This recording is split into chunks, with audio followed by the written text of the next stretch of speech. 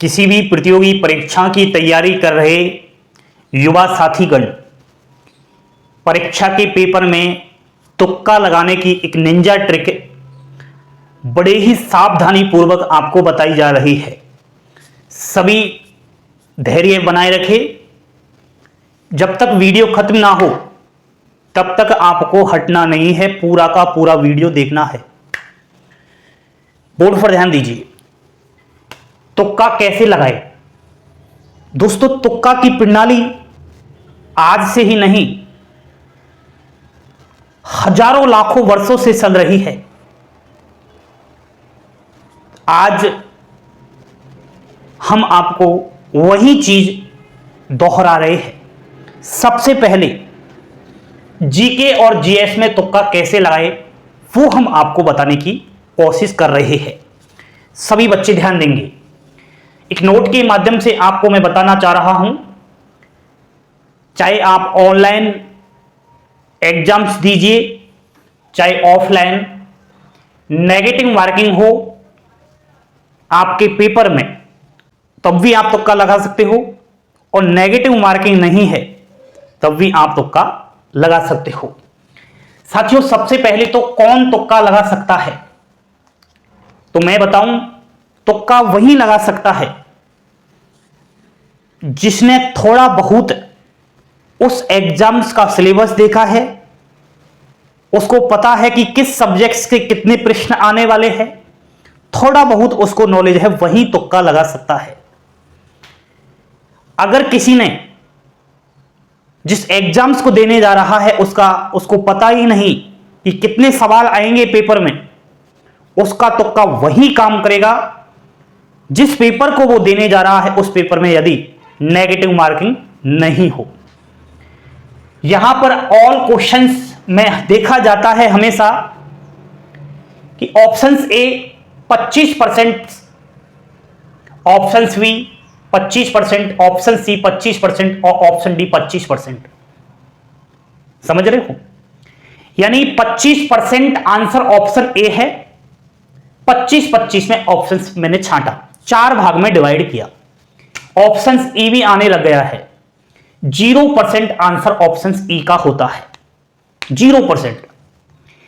यदि प्रश्न नहीं आ रहा, आप उसको बिल्कुल ही छोड़ रहे हो ना, उसमें आप तुक्का लगा रहे, तो अंत में आपको ऑप्शंस ई जरूर भरना है। अगर ऑप्शंस ई आप नहीं भरते हो तो आपके पेपर में नेगेटिव मार्किंग का प्रावधान है। बिल्कुल इस चीज का ध्यान रखना। सर, आपने बताया कि टोटल 100 क्वेश्चंस है।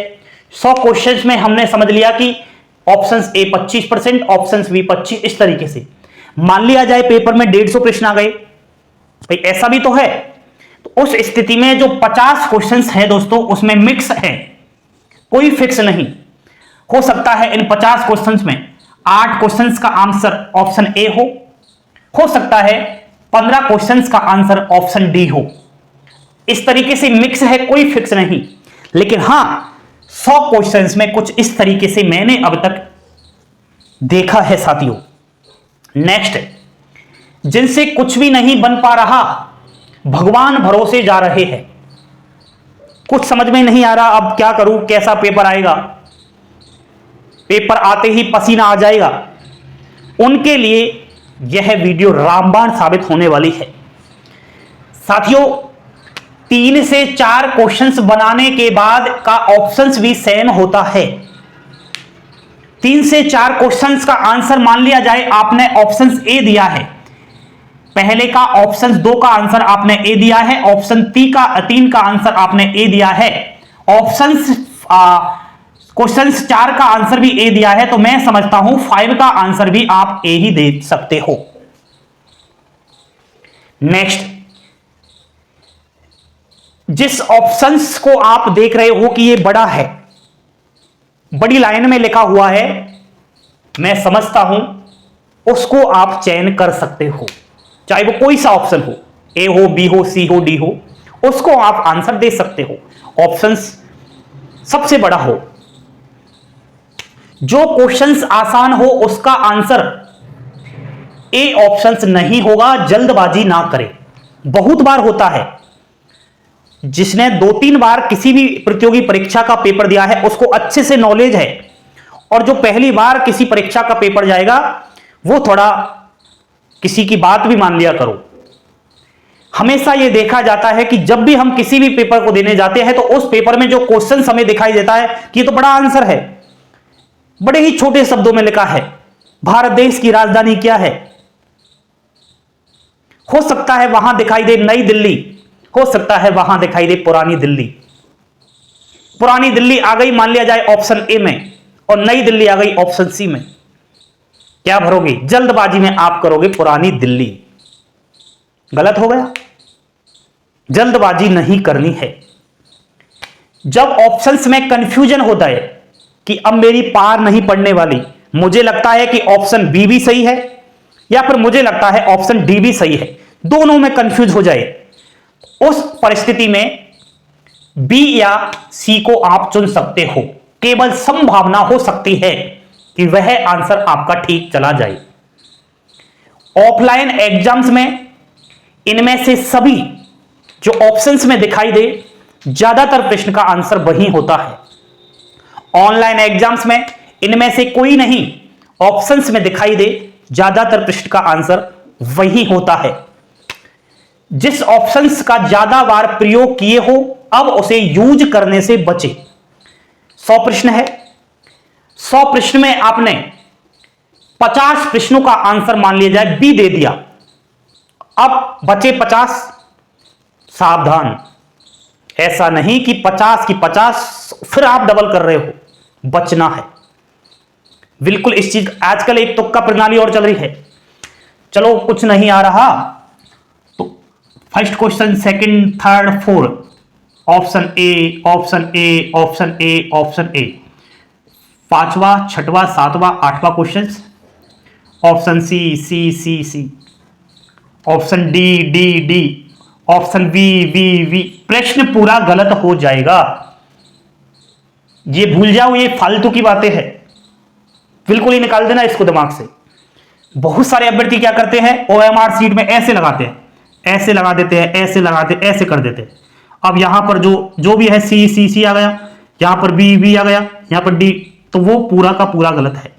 बहुत से क्या करते हैं, ओएमआर सीट में यहां से ये कर दिया, फिर यहां भर दिया, फिर यहां भर दिया, फिर यहां भर दिया, यहां से यहां तक तो आंसर ए भरा, यहां से यहां तक आंसर डी भर दिया, यहां से यहां तक सी ऑप्शन भर दिया और इधर वी ऑप्शन भर दिया। गलत है। नेक्स्ट, जब दो ऑप्शंस पर कंफ्यूजन हो तो जरूर तुक्का लगाए। भाई आपको कंफ्यूज है कि यार दोनों में से एक तो है, पक्का मैंने कहीं पढ़ा तो है, उस कंडीशन में तुक्का अवश्य लगाए। 50% चांसेस होता है कि आपका वो प्रश्न, वो क्वेश्चन ठीक चला जाए। जिन्हें कुछ नहीं आ रहा वो लगातार 10 क्वेश्चंस पर किसी 10 ऑप्शंस को चुन सकते हैं। इस चीज का थोड़ा आप लोग ध्यान रख सकते हो। ये मैंने बताया जीके जीएस के लिए। बाकी अभिषेक क्लासेस यूट्यूब चैनल एक नोट के माध्यम से सभी प्रतियोगी परीक्षाओं की तैयारी कर रहे स्टूडेंट से यही कहना चाहता है कि तुक्का लगाने के लिए किसी भी स्टूडेंट्स को अभिषेक क्लासेस विवश नहीं कर रहा। अभिषेक क्लासेस कहता है कि पढ़ाई से ही नौकरी लगती है। तुक्का मात्र 1% काम आता है, बाकी 99% पढ़ाई काम आती है। 1% तुक्का जो मैंने बताया केवल किस्मत वालों के काम आता है, उन्हीं के लिए जो थोड़ा बहुत पढ़ा है। 3 तरह के बच्चे होते हैं। एक बच्चा जिसने रात दिन मेहनत की है उस पेपर के लिए, दूसरा बच्चा जिसने मीडियम पढ़ा है, ना ज्यादा पढ़ाई की ना ही कम की, मीडियम तरीके से उसने पढ़ाई की, और एक तीसरा बच्चा जिसको यही पता नहीं है कि सिलेबस क्या है। तो इन तीनों बच्चों में से जो मीडियम पढ़ा हुआ है, ना ज्यादा ना कम, उसके लिए ये तुक्का प्रणाली काम आती है साथियों। नेक्स्ट, सर जीके जीएस की आपने बातें की, मैथ्स और रीजनिंग्स की बातें और कर लेते हैं। जितना कठिन सवाल ऑप्शन ए ही ज्यादातर मैंने देखा है। मैथ्स का, रीजनिंग का कोई भी क्वेश्चन है, कठिन है, पढ़ने में ही बड़ा टेढ़ा लग रहा है, अटपटा लग रहा है, ऑप्शन ए ठोक दो। अलग ऑप्शंस को निकालो। कैसे? ऑप्शंस ए में 87 है, ऑप्शंस बी में 72 है, ऑप्शन सी 43, ऑप्शन डी 938 938। ये अटपटा लग रहा है मुझे 938, इसको बिल्कुल ही बाहर कर दो। ये तो चुनना ही नहीं है, अटपटा ऑप्शंस बिल्कुल निकाल दो। और ज्यादातर स्टूडेंट्स मैं समझता हूं जो अटपटा दिखाई दे उसको ही तुरंत भर देते, यार यही हो सकता है ऑप्शन डी। गलत हो जाएगा। आप यहां थोड़ा दिमाग लगाइए, सॉल्व कीजिए तो पार पड़ेगी इस कंडीशंस में। ऑल ऑफ दीज का प्रयोग करें, option D. None of these का प्रयोग कम करें। समझ रहे हो?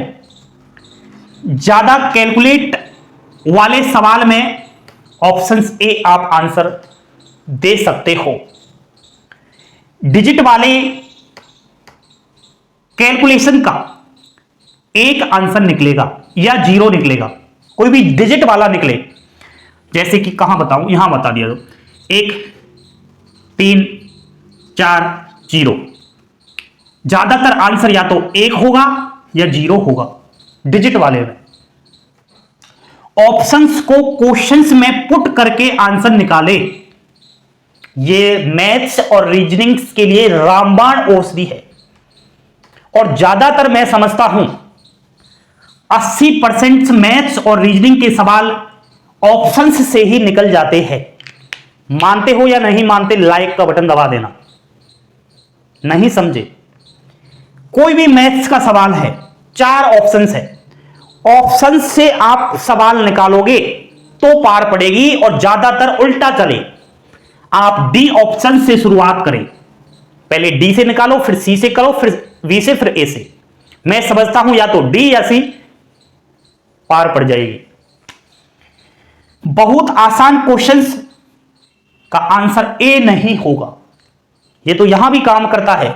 बहुत ही आसान सवाल है कोई मैथ्स रीजनिंग का, उसका आंसर ऑप्शन ए नहीं होगा। ये बिल्कुल ही राइट, आप समझिए इस बात को। बाकी ये तो है दोस्तों तुक्का लगाने की एक रामबाण औषधि। यूट्यूब पर और भी विभिन्न ऑफलाइन प्लेटफॉर्म पर मैं समझता हूं तुक्का लगाने के लिए लाखों विधियां, लाखों ट्रिक्स आपको बताई जा रही है। उन ट्रिक्स में से आज जो मैंने ये बताया, इसको एक बार आप लगाकर देखिए, हो सकता है कि पार पड़ जाए। वाकई मैंने बता दिया कि पढ़ाई करोगे तो ही नौकरी लगेगी। तुक्का लगाने से अगर नौकरी मिल जाती तो फिर भारत देश के अंदर पढ़ाई करता ही कौन? ये गांठ बांध लीजिए। साथियों, जानकारी पसंद आई हो लाइक, शेयर और सब्सक्राइब अवश्य करें। इस वीडियो को आपके दोस्त, फ्रेंड्स के साथ शेयर अवश्य करें।